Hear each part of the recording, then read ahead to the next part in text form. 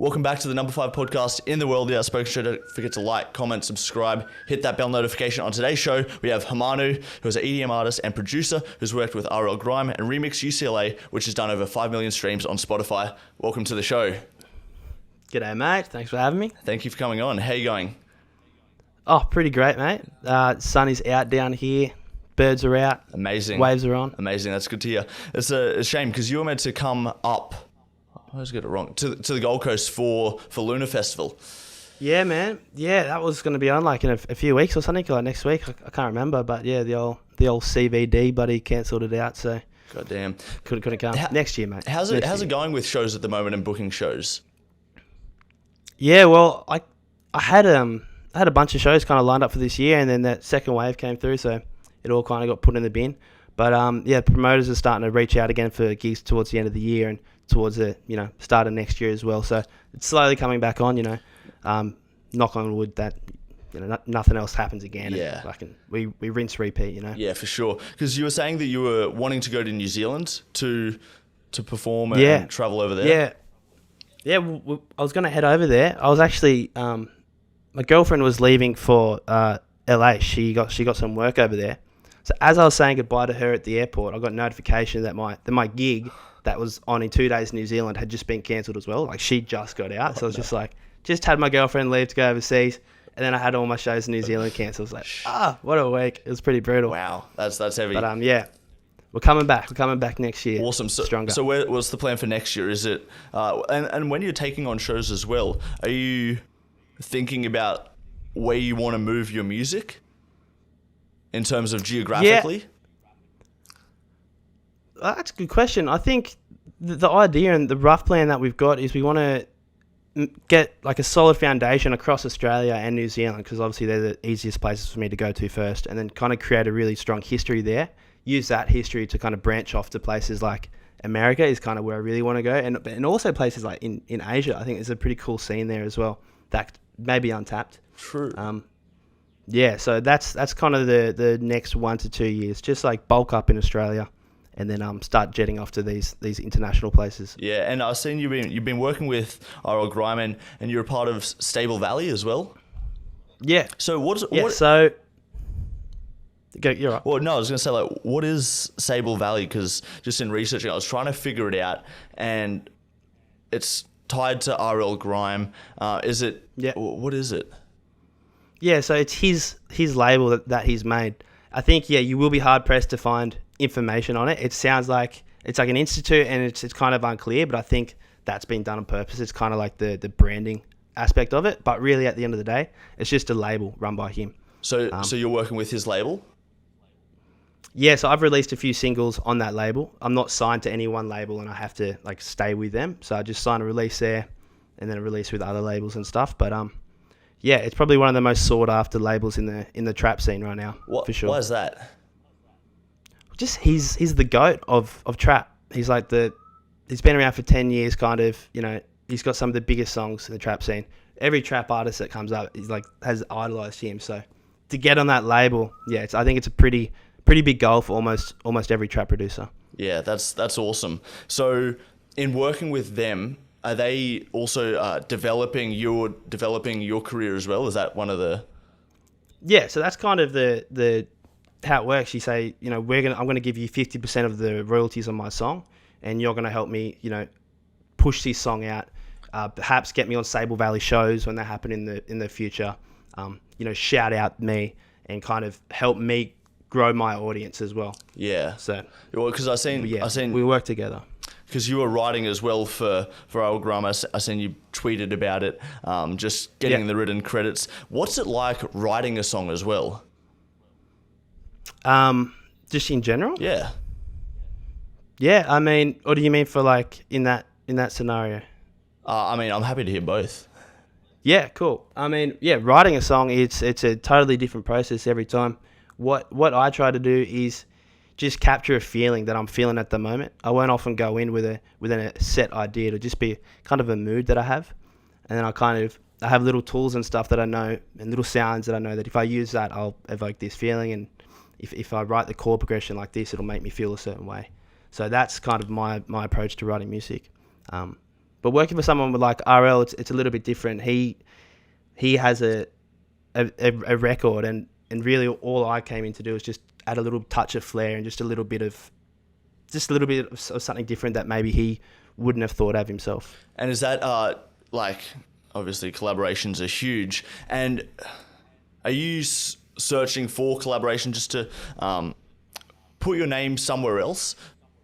Yeah, all the time, man. So that's probably one of the favorite things of being like an electronic producer. It's so easy to collaborate with anyone, anywhere as well. So yeah, I'm in a scene called Wave. We make wave music, so I really try to collaborate with all those guys in that scene, so we kind of all help build each other out. And then also, you know, you might have bigger artists reaching out to you, or you may be reaching out to bigger artists saying, hey, love your stuff, want to work, kind of thing.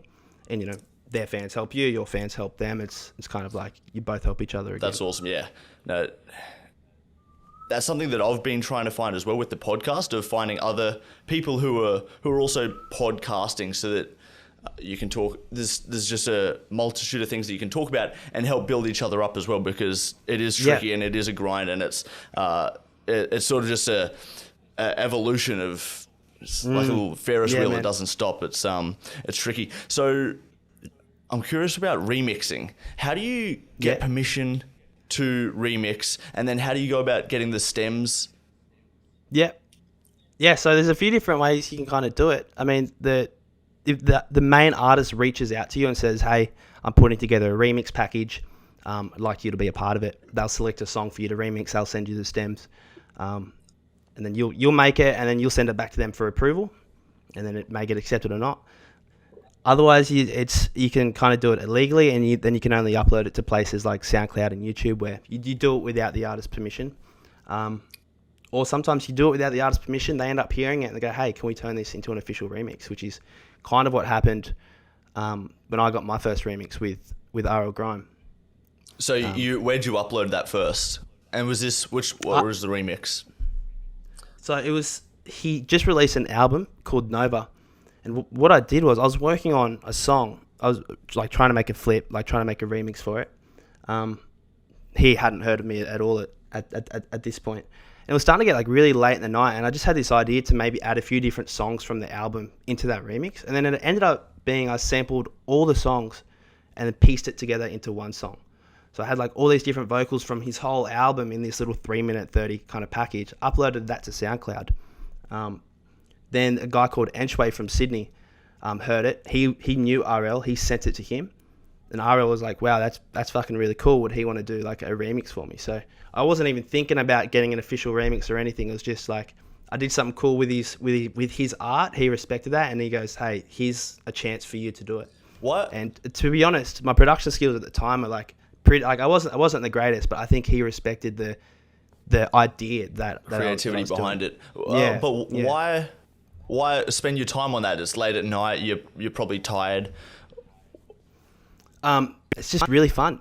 It's the same as like why does someone's game or anything, but for me it's like it's really fun, and I wanted to do it as a career, so I just enjoyed it. I was enjoying the process. I was in the moment. I was in a state of flow pretty much, so I wasn't really thinking too hard about anything else. I was just kind of focused on doing that. And flow state's a hard thing to get into as well. Finding that's incredibly tricky, because there's so many distractions. Which is why late night is so awesome for it, because no one's buzzing you, like nothing. And you go on socials, nothing new's being posted. It's kind of like there's nowhere else to go but your work, and it's really dark outside, and there's no cars or anything like that. So when you're putting together that remix, but the unapproved remix, are you thinking of output at this point as like, if I spend time on this could be the outcome? Is any of that a part slightly? Of so I mean, I wanted to do the remix with the idea being people are going to be searching for the remixes. Other DJs are searching for remixes to play at shows, so I wanted to have one of the first ones up on SoundCloud, and then so when people search for it, they find my name, blah blah blah. And I wasn't thinking it would ever get me to get an official remix. I wasn't thinking that far ahead. Yeah, probably good thing I didn't. I think that's what helped, was that I I was kind of just fucking around and I wasn't thinking too hard. It kind of got that naivety really helped in create that art. So yeah, it was funny you say that as well, because just before this I was listening to a podcast with Russ, and he was talking about how he's got a studio in his house, and he believes that anyone, if it's possible, have your passion at your home so that you can just spend so much time on it, because it's enabled him to, just as like a little project, take on tracks that he doesn't really like and try and turn it into something that he actually enjoys and fucks with. And some turn out really well, but it's just an experiment for him to challenge himself. And it was just super fascinating hearing him say that, because it seems like a similar situation where like you're able to dedicate time to it, with the upside being there, but maybe not like focused on as much. It's I guess in a way it's like, it's what Russ sounds like. He wasn't trying to create a masterpiece, but that's how he got his creative ideas out, because he wasn't. Because if you bog yourself down thinking, oh, this has to be a huge song or a big hit or everyone has to play this, the song you end up making will be terrible. Once you get all that kind of out of the way and, you know, switch your mindset, which sounds like that's what he did. Yeah. You get out of your own way, which is tough. And it sounds like he sort of tried to eliminate that writer's block or creative block by doing a song a week for 2 years. Yeah. And just to do that, I guess you've sort of just got to, sometimes it's a bad idea or it's not great, but you've just got to put everything out and go with that. And then through that, you're able to sort things out. Was he putting out a song every week? One song every week. Yeah. Yeah. Wow. Putting one out. That means he's writing like 30 songs more a week. He was pissed off if he went 4 days without writing a song. He was writing a song every day. Yeah. Wow. And that's, I guess there was days he'd be writing something really bad and he'd be like, just push through. This is what you got to do. You just got to push through. Yeah. Yeah. That's crazy. Wow. Yeah. Wow. That dude works so hard as well. Yeah. Does it all himself too. That's the even crazier part. You know, he mixes, masters, produces himself. It's fucking wild. Yeah. Is that possible? Because I was reading a tweet that you put out saying hundreds of hours sort of going into a song. Yeah. Is something like that scalable? Yeah, you got to bring other people on though. I think. Do you mean like, can you like spend less time on songs to get more output? Like I know you definitely can, but because what he does is very different. Like there's a lot more vocals in what he does. Yeah. Is it possible for you, like with the engineering and everything like that, to release it sort of, I guess, that frequency? Yeah. Right. Okay. Yeah, that's a tricky one. I guess because with a lot of my stuff, I really enjoy like spending all the lot of time finessing all the little details and stuff. So that really slows down the output. I think if, you know, for something like hip hop and that kind of music, it can be really stripped back. You know, you've got only a few layers in a song, but that's all you need because the actual core of the song is so good. So Russ can, I think he's able to smash that out because he's not overthinking it. He's not overproducing it. He's just capturing a vibe and letting that go, which is fucking really incredible, to be honest. That would be really hard for me to do. Whereas for me, I find, I've got to kind of go in and dig in and fix everything and make it all right. That's just my process. I'd love to have, you know, a bit more of a process like him, I think. Yeah. You get a lot more done. Yeah, it's a perfectionist, I guess, which is amazing as well. And how do you? There's two sides. Yes, yeah. How do you stay original as well when you're coming up with stuff? Because it's so easy to fall into this worked last time and try and carry some of that over. Yeah, that's really something tough. It's kind of something I was going through at the start of this year, actually. It's especially difficult after you have a big song in a certain sound. And it's you really want to replicate that because, it worked. Let's do it again. But you don't want to put yourself in a box. You don't want to put yourself in the box, which is what this year I've tried to do. I've tried to expand and I've touched. It's all under the same umbrella, but I guess the energy is a bit different in them. And, you know, maybe while some are like big kind of festival stuff, I'm still using the same vibes, but making it more at-home, listenable stuff as well. So you try to mix it up. And I think just making sure that you've always got new sounds and new sources of inspiration, going out and doing inspiring things or collaborating with other people and getting new ideas, like looking at the underground, seeing what all the 16-year-old kids are doing, because they're arguably the most creative out of all of us. They've just got that kid brain in them. They don't have work or anything, so they're coming up with really cool ideas. So I think keeping your feelers out and just looking around and actively going, hey, you've got to step out here. You've got to try something different, and it can be tough. But when it works, it's like, fuck, I've done it again. I've come up with something kind of new again. So it's a tricky one. Yeah, and also balancing the reception of it as well, because if one song hits, they might just want that. So how do you as well manage those expectations? I think the people that are most going to not complain, but I guess say something about it, they're the people in like the online communities and stuff. And I think I pay attention to that sometimes, and I can see sometimes when they're saying stuff like, oh, it's kind of starting to sound the same. I go, all right, sweet, maybe it's time we put out something really different for them instead. But it's even in just myself. If I'm just bored listening to it, I'm like, this sounds like a track I've made 5 times already. The track might be cool, but there's no spark to it. So I kind of just trust my own instinct as well and go, I think it's time to put this sound to bed, and maybe we'll pick up this new one. Yeah, that's so cool. Because it'd be so difficult to constantly have to reinvent. So the time gets put into creating a song, producing it, and then you release it. Yeah. And then you're stepping back, and it's other people's time to consume it and hear it as many times or maybe more times than you have, which is crazy. Yeah. Yeah. Well, I mean, I don't know if anyone will ever listen to it more than me, because I do listen to it a few hundred times, I think, overall, just listening to little pieces. But I'm sure there's a few people out there, maybe some people that really love it, and that's crazy. That's even crazier that someone's actually spent more time on it than me. That's wild. Yeah, that was a thing I read in Reddit's Shower Thoughts. It was like, those big songs have been listened by some random more than the person who actually made it, which is just crazy. That's awesome. That's such a cool experience. You've given someone all that time of an experience and a sensation of listening to that music. Whereas maybe when I was making it, I was like, oh, it's not working. The kick's not in the right places. Blah blah blah. I'm a little bit maybe frustrated trying to fix it all up, because it can get tricky.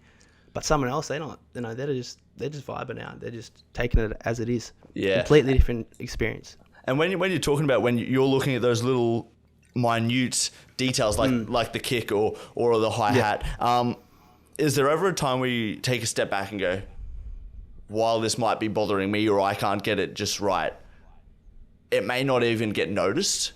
How do you all the time. How do you balance that? I think I just have to get it to, deadlines really help, because deadlines, it's like, well, today's the day, and if it's not done now, then it's not going out. So it's like, all right.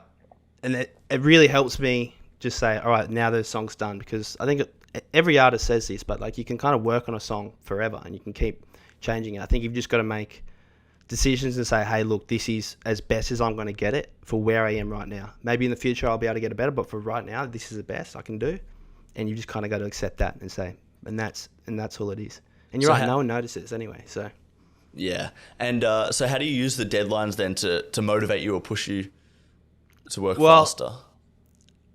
I mean, to be honest, I'm pretty bad with them, but I'll have a song like 90% of the way there, and then a week out for the deadline, I'll just jam a few days in a row, get it as best as I can, and then send it to my mastering engineer and say, hey mate, can you just put your final bit of polish on it? It's just that final 5%, which he does it. And then when I get that mastered back, and say I don't listen to the track for a week, it's like I'm not focused on those minute details anymore. That's all out of my brain, because I'm not staring at the screen in the project and I can see all the sounds. It's just like I take it back and I listen as the listener would listen, not looking at the screen. And at that point, it's like, all those details don't really mean anything, but it's just like an inner battle there sometimes, I think. Yeah, for sure. And it's like anything as well, just whatever it is to allow yourself to have a step back. You can just look at it from a different perspective. And And I think I was having a conversation with a couple of mates the other day, just like about chatting to girls. It's so much easier when texting to know what to say on someone else's phone when they're doing the back and forth than it is on yours, and then you just freeze. Exactly. Yeah. You're not. Your ego's not in there anymore. Exactly. You're removed from it. You got a clear picture all of a sudden, and it's so hard to do on actually yourself and apply that to yourself, but it is there. It's possible. You're right. It's possible. Which is, you just got to force yourself to step back and coming from it with a different perspective. Yeah. Easier said than done though, isn't it? 1,000%. Yeah. Sometimes I'll go for a run or something like that just to like hope something works, but it's so tricky. Do you work out or train or anything like that to take your mind? I'm terrible. Do you do anything to that? I surf, but that's about it. Fuck yeah. So I can get it. But yeah, really bad with all the working out and stuff. So what do you do to take your mind off music? Or is there anything? Bit of gaming, I guess. Yeah, bit of gaming, bit of surfing. Obviously when my girlfriend was here, like I was spending a lot of time with her as well. You know, just hanging out with mates, having a few beers, just chilling out on the guitar. And there's also like you're making music, and then there's a whole business side behind it as well. So if I'm not feeling particularly inspired creatively, then I'll work on all the business aspects and behind the scenes stuff that needs to be done. But what are the other things that I guess people wouldn't see from the surface by just looking at your Spotify? What else is going on the business admin? There's like branding and marketing stuff. So, looking at getting photo shoots, making content for, socials, preparing your release. So making sure that it's distributed to everyone. You're getting it to all the blogs and stuff. Researching like what strategies are working kind of currently with social media, all that kind of stuff. Writing, like for me anyway, like I'm writing pieces of like really short content to like go along with my releases, like trying to think outside the box as well. Just a bunch of stuff. Yeah, one person that I love is Lil Nas X, and just how he's able to use social media to supplement his music.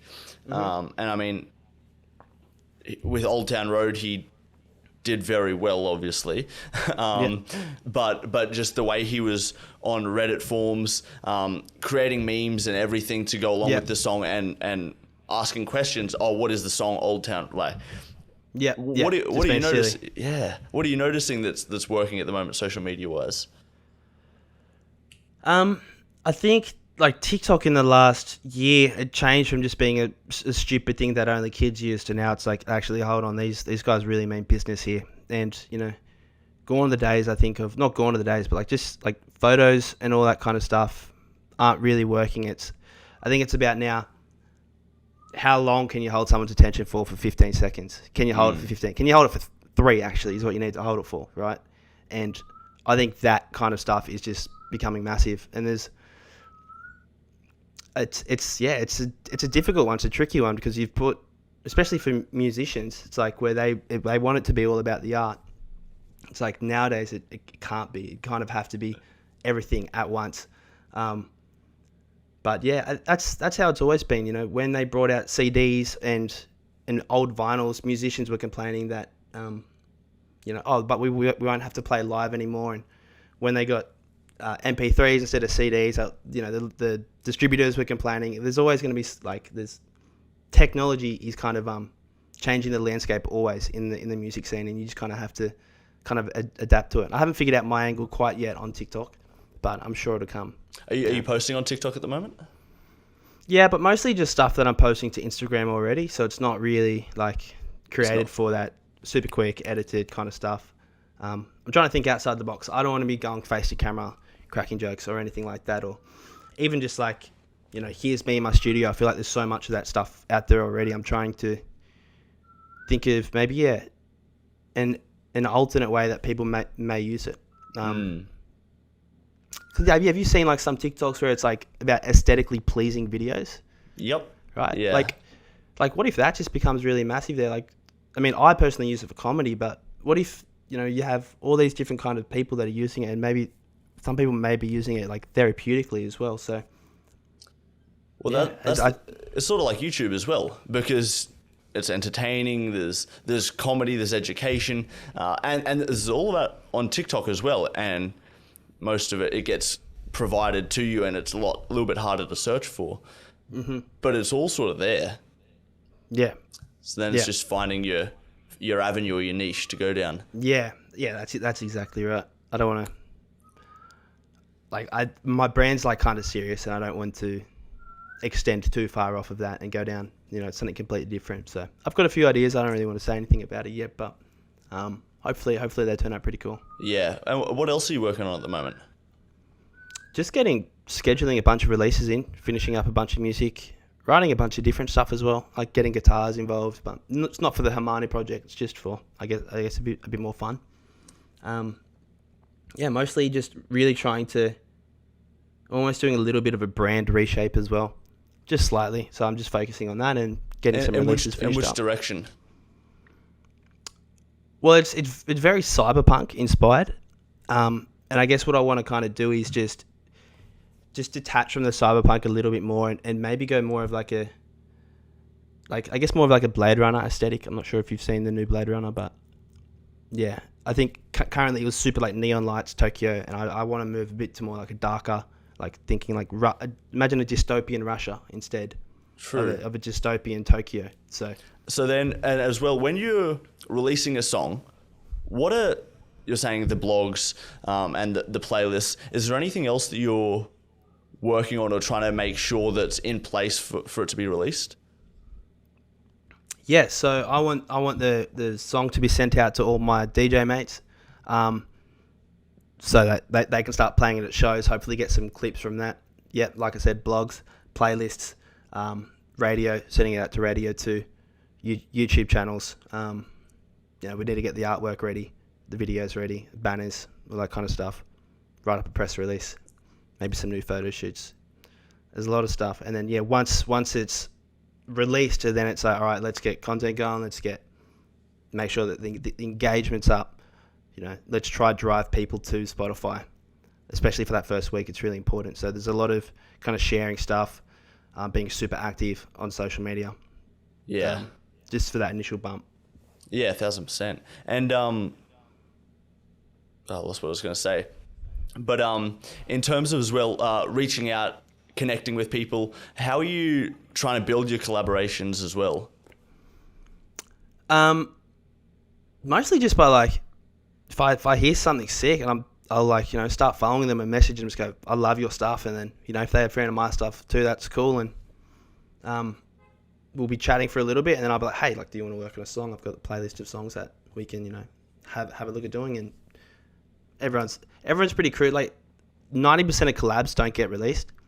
Really? It's just because it's just, you have so many with so many different people, but everyone's obviously wants to focus on their solo work and their best work too. But yeah, a lot of collabs just kind of end up sitting in a corner somewhere. So as long as you have that in mind, it's fine. You can collab with heaps of people as long as you don't have the expectation that it has to be released. So if that makes sense.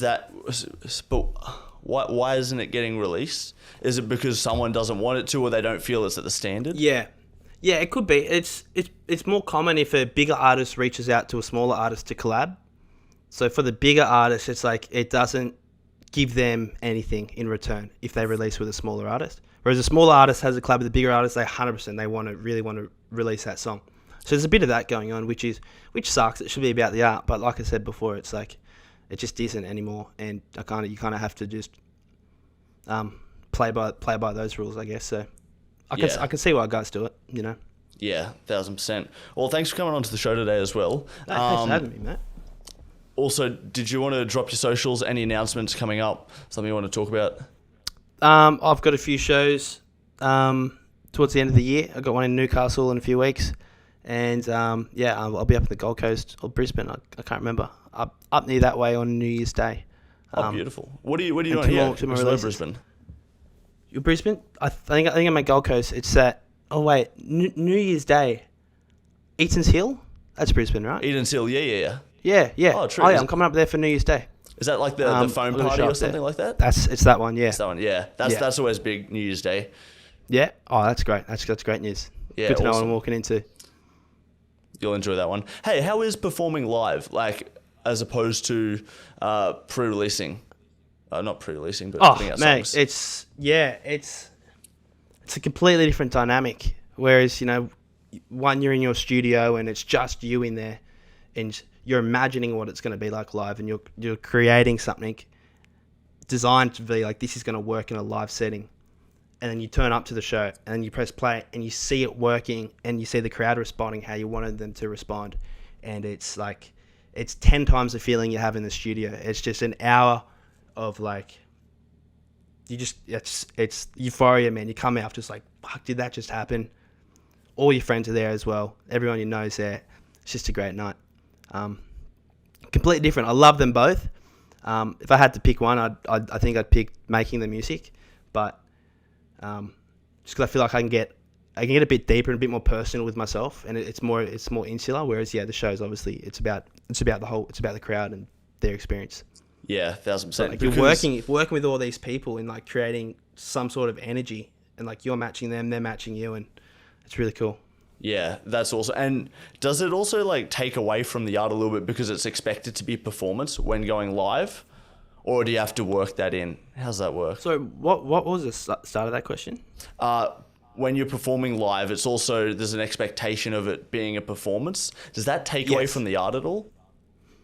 Yeah, sometimes like I have more like down tempo songs, a bit slower, that I just can't play live because the dance floor kind of slowed down. So, and there'll be some edits or some vocals or songs that I know work really well with the crowd, but maybe don't align with myself that much.